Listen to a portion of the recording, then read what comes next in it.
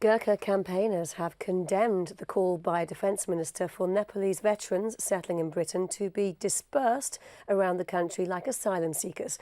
Conservative MP Gerald Howarth said towns in his Aldershot constituency were suffering very considerable burdens as a result of a landmark decision allowing retired Gurkhas to settle in the UK.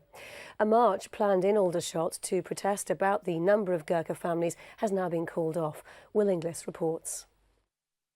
It was the end of a long campaign when the law changed to allow former Gurkhas who had served 4 years or more to settle in the UK. Thousands have taken advantage, many bringing their families.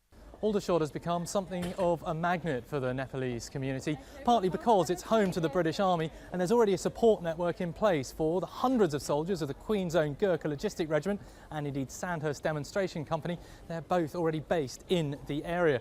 But Aldershot and the surrounding towns don't traditionally have large minority communities, and the change in the law has brought thousands of Nepalese families into the area. I don't mind them in general. But there's too many actually in Aldershot.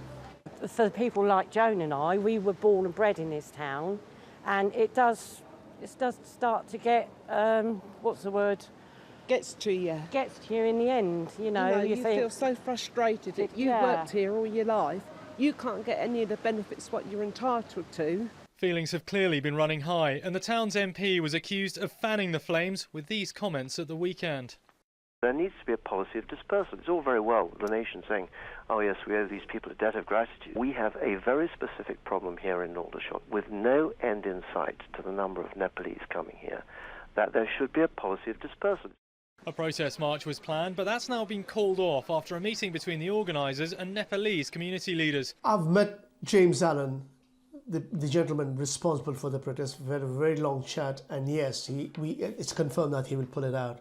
What basically we've agreed to, it's a wider community issue, not just the indigenous people that are suffering, because we are also affected by it because it's a wide community issue. So jointly, James is going to draft a petition. The influx of Nepalese families has put some services under strain, and not just in Aldershot itself.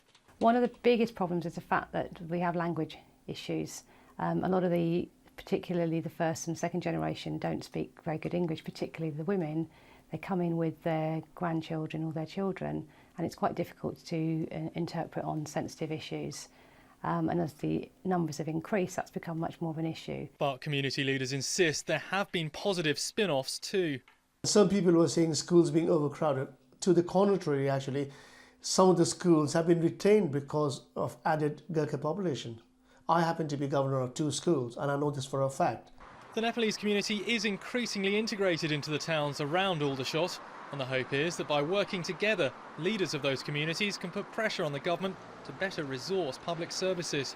Will Inglis, Forces News, Aldershot.